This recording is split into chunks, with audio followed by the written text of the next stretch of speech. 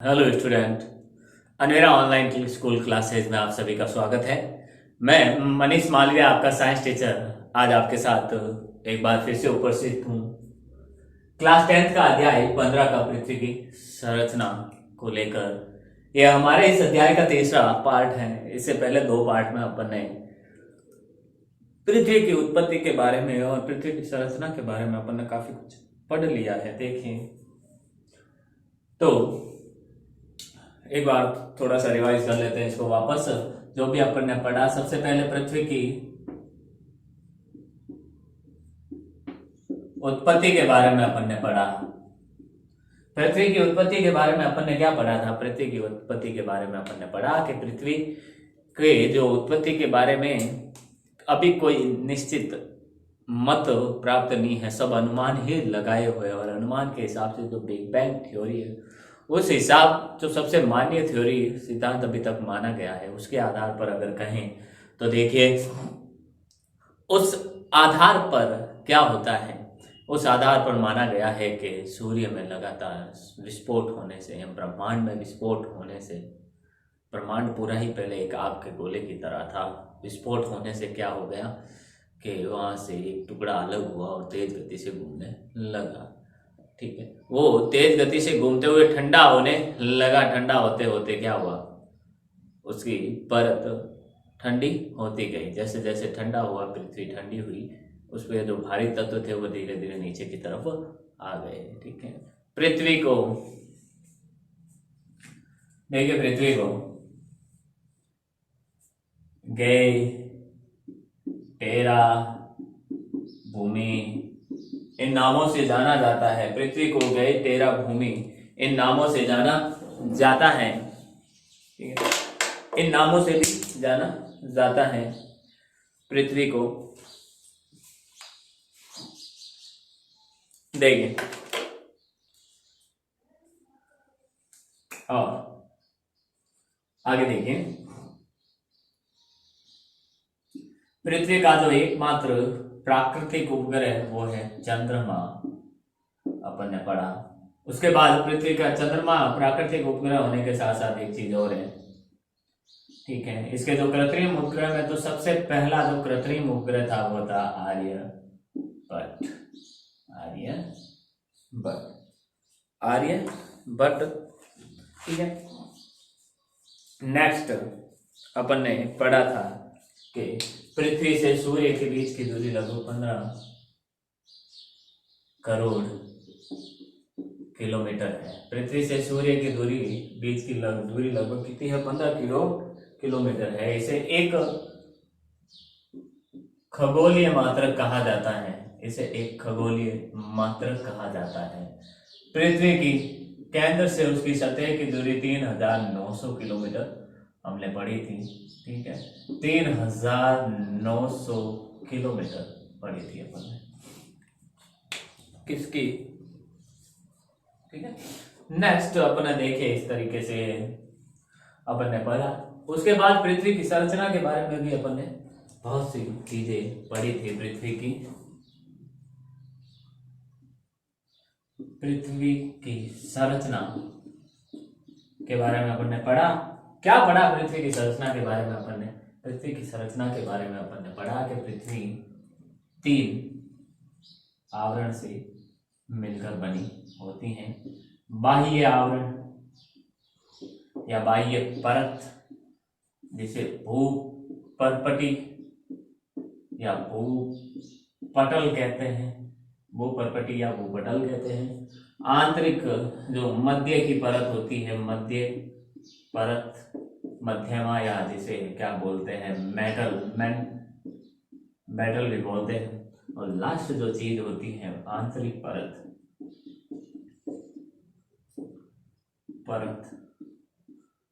वो क्या कहलाती है? क्रूड कहलाती है। ये 3 प्रकार की परतें अपन ने पढ़ी थी। 3 प्रकार की परतें अपन ने पढ़ी थी। इन परतों में बाहरी परत, ठीक है, इन परतों में कई सारी जो अपन ने बाहरी परत के बारे में पढ़ा था, ये कठोर सतह होती है। यह कठोर सतह होती है। मध्य परत जी वो सिलिकेट चट्टानों से बनी होती है, जिसमें लोहा और मैग्नीशियम की मात्रा सर्वाधिक होती है। सर्वाधिक मतलब बाह्य परत से अधिक होती है, इनके बारे में अपन ने पढ़ा। नेक्स्ट, और आंतरिक जो चीज थी उसके बारे में अपन ने पढ़ा, क्रोड के बारे में। क्रोड में क्या होता है, देखिए क्रोड में यह लार्वा के रूप में, अर्थात यह उच्च तापमान है, यहाँ पर अत्यधिक उच्च ताप होने के कारण सारे जो पदार्थ है वो द्रव अवस्था में होते हैं। किस अवस्था में? सारे पदार्थ द्रव अवस्था में होते हैं।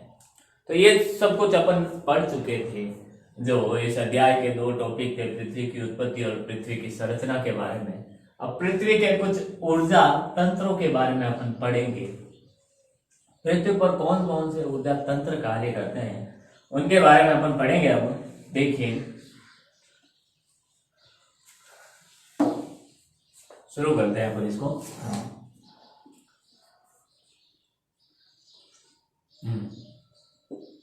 पृथ्वी के ऊर्जा तंत्र। पृथ्वी के ऊर्जा तंत्र के बारे में पढ़ेंगे। उससे पहले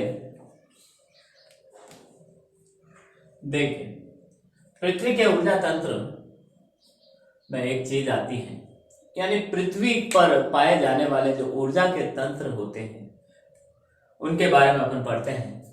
तो पहला देखिए, इसके पहले अपन एक परिभाषा पढ़ लेते हैं, नाम है विवर्तनिक शक्तियां। विवर्तनिक शक्तियां, इन शक्तियों के आधार पर क्या होता है, पृथ्वी के ऊर्जा तंत्रों को 2 भागों में बांटा गया है। सबसे पहले अपन इस शक्ति के बारे में बात करते हैं।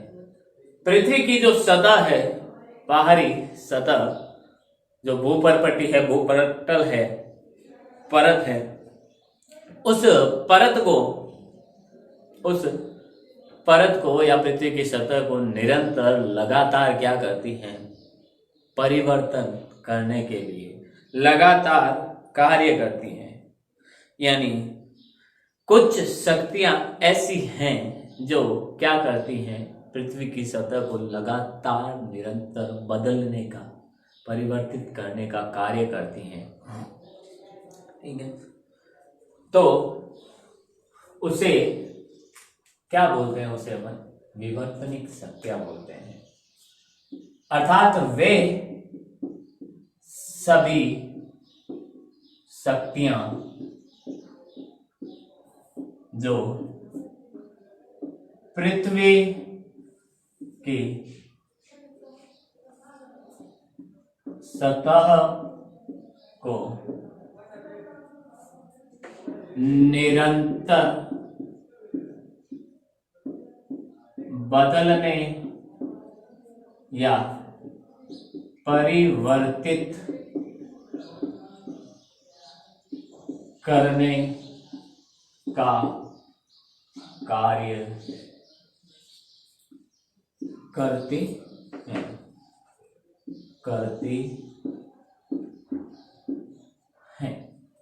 उन्हें अपन क्या कहते हैं, विवर्तनिक शक्तियां कहते हैं। ये विवर्तनिक शक्तियां 2 प्रकार की होती है। इन शक्तियों के आधार पर ऊर्जा तंत्रों को 2 भागों में बांटा गया है। जो भी समस्त ऊर्जा तंत्र है उनको 2 भागों में बांटा गया है। पहला है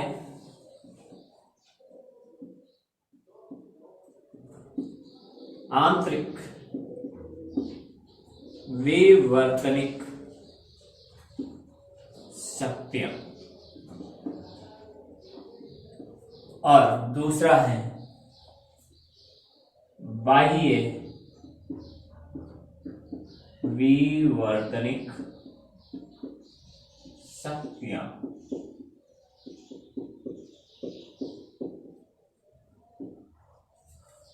ये 2 शक्तियां कार्य करती हैं जो लगातार पृथ्वी की सतह को परिवर्तन करने का कार्य करती हैं। आंतरिक विवर्तनिक शक्तियां और बाह्य विवर्तनिक शक्तियां।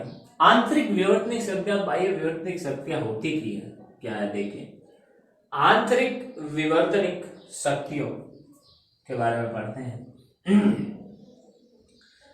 तो वे सभी शक्तियां कौन सी होती हैं? वे सभी शक्तियां जो पृथ्वी की सतह के अंदर, सतह के अंदर कार्य करते हुए सतह परिवर्तित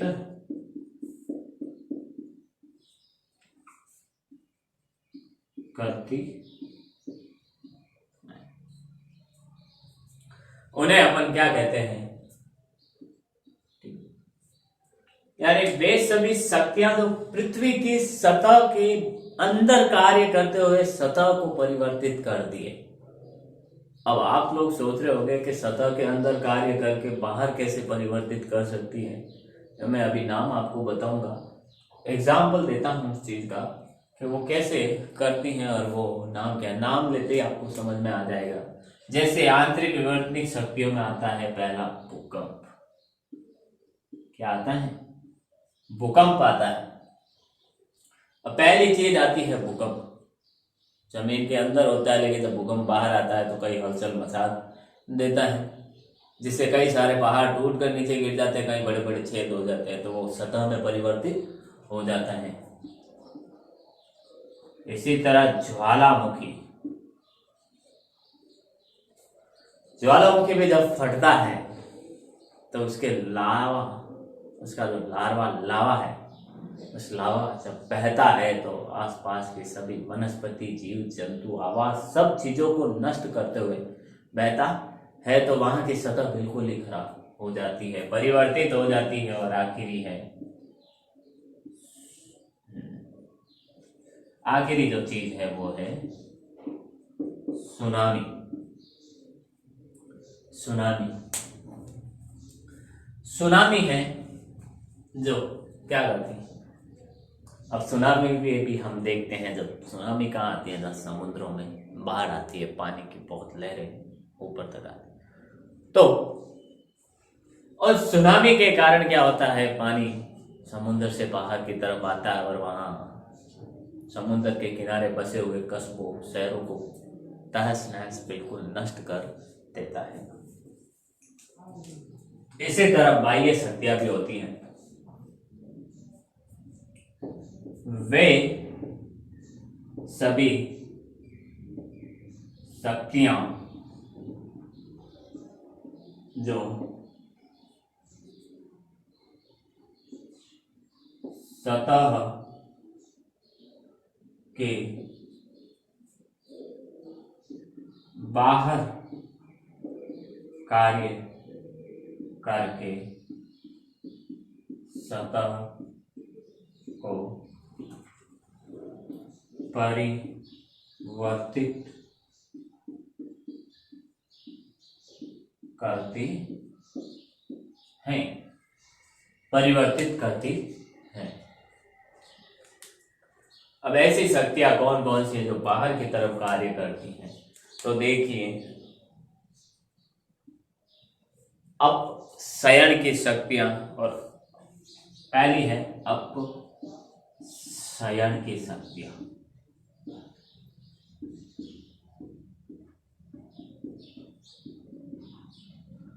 दूसरी है अपर्दन की शक्तियां।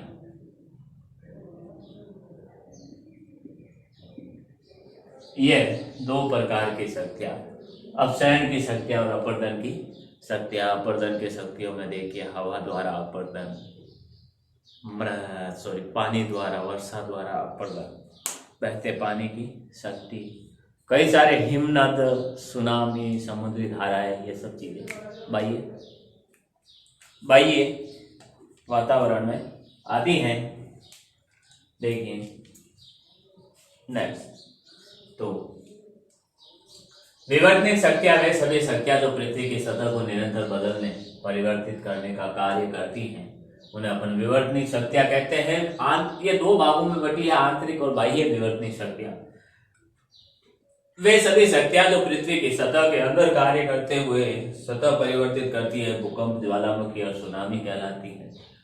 भूकंप, ज्वालामुखी, सुनामी उदाहरण है, या आंतरिक विवर्तनिक शक्तियां। बाह्य विवर्तनिक शक्तियां वे सभी शक्तियां जो सतह के बाहर कार्य करके सतह को परिवर्तित करती है, अपसरण की शक्तियां या अपर्दन की शक्तियां होती है। ठीक है, बाह्य विवर्तनिक शक्तियां। तो ये पृथ्वी की सतह को बंद करना। नेक्स्ट अपन पढ़ते हैं।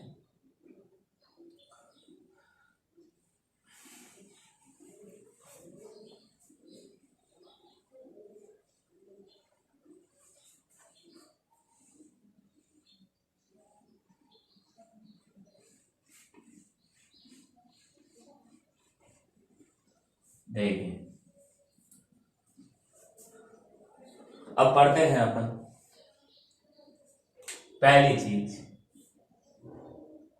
जो हमने पढ़ी थी, आंतरिक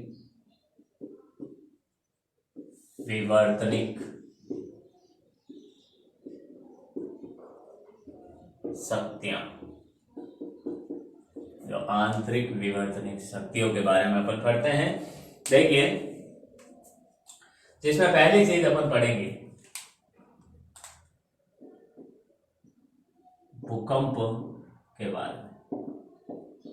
सबसे जो पहली चीज अपन पढ़ेंगे वो भूकंप के बारे में पढ़ेंगे। मैं कहता हूं अपन भूकंप और ज्वालामुखी जो दो चीजें हैं उनको साथ ही पढ़ लेते हैं।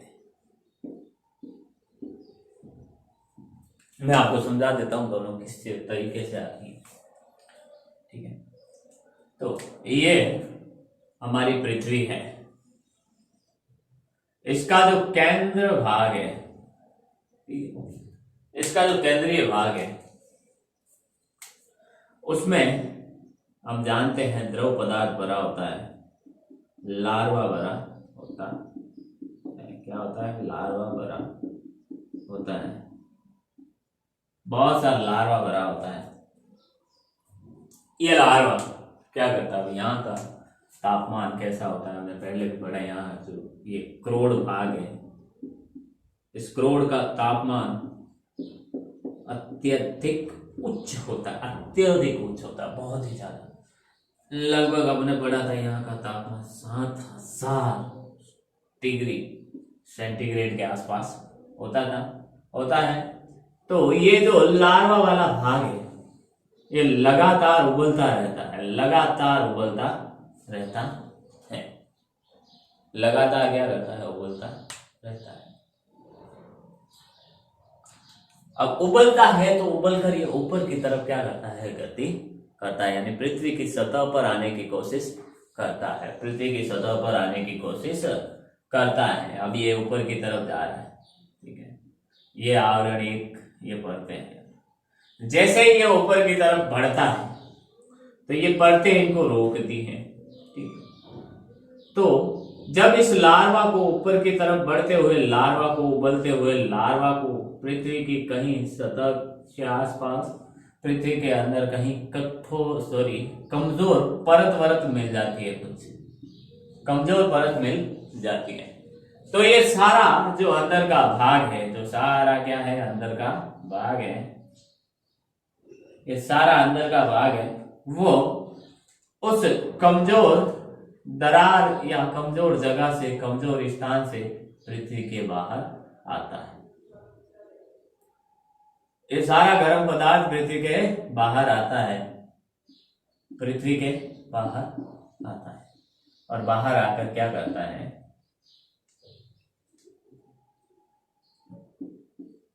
बाहर आकर पृथ्वी के बाहर आता है।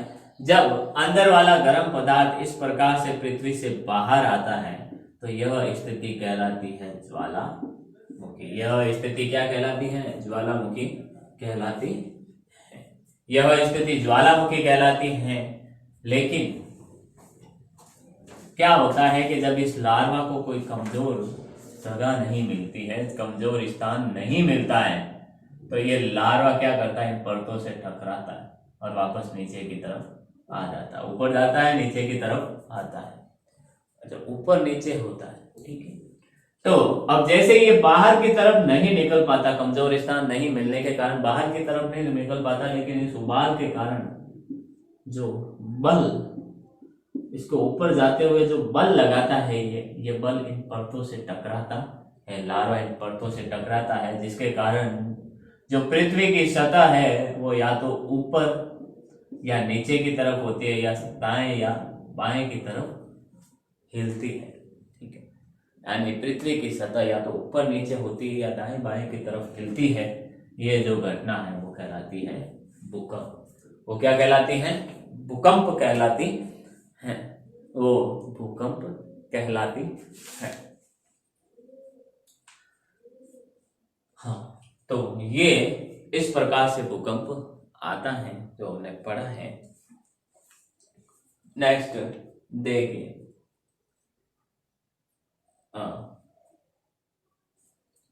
फिर अपन तीसरे सुनामी के बारे में चर्चा करते हैं। क्या होती है सुनामी? देखिए, सुनामी के बारे में अपन चर्चा करते हैं। सुनामी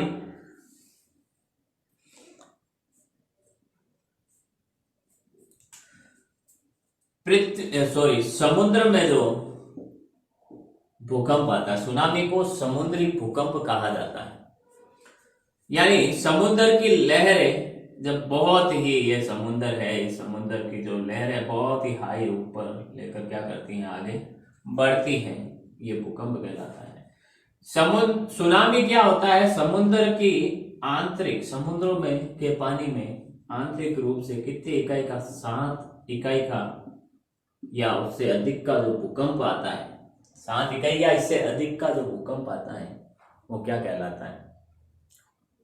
वो सुनामी का रूप ले लेता है। जहां से ये सुनामी का, भूकंप का केंद्र होता है, जहां पर ये भूकंप आया है 7 इकाई का, समुद्र के जिस केंद्र पर आया है, जिस भाग पर आया है, वहां से 2 प्रकार की लहरें निकलती हैं। एक लहरें तो जो सतह की तरफ गति करती हैं, और एक लहर है जो केंद्र की तरफ, अंदर की तरफ गति करती है।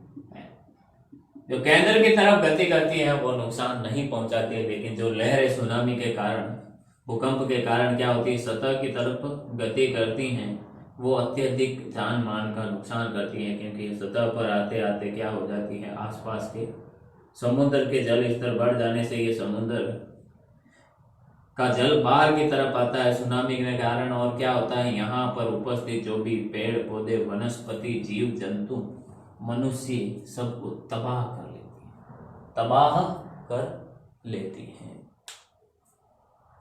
तबाह कर लेती हैं। पुराने जमाने में ऐसे कई सभ्यताएं हैं जो समुद्र के किनारे बसती थी और पानी के किनारे बसती थे, और उनमें सुनामी आने से वो तबाह हो गई है।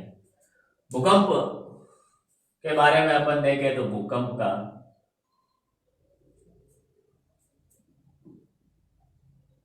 भूकंप जब 4 इकाई से कम हो तो वह नॉर्मल भूकंप होता है, हमें पता ही नहीं चलता। जब ये 4 से 5.5 इकाई का हो तो मध्यम होता है, इससे ज्यादा नुकसान नहीं होता। लेकिन जब ये 5.5 से 7 तक पहुंच जाए या 6.5 तक हो जाए इकाई का, तो ये विनाशकारी, सर्वनाशी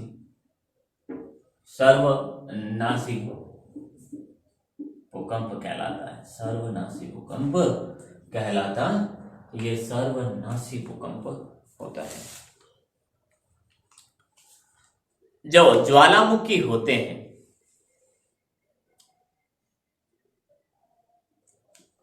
जो ज्वालामुखी होते हैं वो ज्यादातर, सबसे ज्यादा जो अब तक ज्वालामुखी आए हैं वो प्रशांत महासागर के द्वीपों में देखने को मिले हैं। ये ज्वालामुखी 3 प्रकार के होते हैं। ये ज्वालामुखी 3 प्रकार के होते हैं। देखिए जो ज्वालामुखी होते हैं वो 3 प्रकार के होते हैं। कौन कौन से, ध्यान दें। एक तो सक्रिय,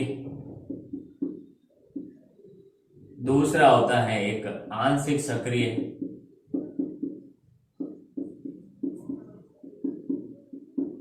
और एक होते हैं सुषुप्त या प्रसुप्त। सक्रिय जिनसे लगातार हर समय क्या होता है कि गर्म पदार्थ निकलता है।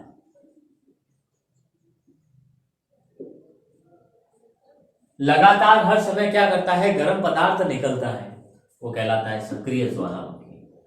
आंशिक सक्रिय यानी जिसमें रुक रुक कर गर्म पदार्थ निकलता है, गर्म पदार्थ निकलता है। ठीक है, गर्म पदार्थ निकलता है। ये सब विस्फोट के रूप में निकलते हैं इनके अंदर से। सुषुप्त या प्रसुप्त ज्वालामुखी वे होते हैं जो ज्वालामुखी तो होते हैं, लेकिन जो इनमें विस्फोट कभी नहीं होता है। इनमें विस्फोट यानी इनके अंदर का जो लार्वा पदार्थ होता है वो कभी भी बाहर नहीं निकलता है, कभी भी बाहर नहीं निकलता है। तो ये थे अपन ने भूकंप, ज्वालामुखी और सुनामी के बारे में अपन ने पढ़ा है, जो आंतरिक विवर्तनिक शक्तियों में यानी जो आंतरिक रूप से सतह को, पृथ्वी की सतह को प्रभावित करते हैं। ठीक है, भूकंप को मापने का जो पैमाना है सिस्मोग्राफ,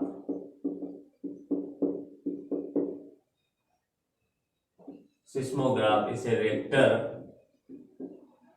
स्केल या कह सकते हैं भूकंप मापी भी कहते हैं, भूकंप मापी भी कहते हैं।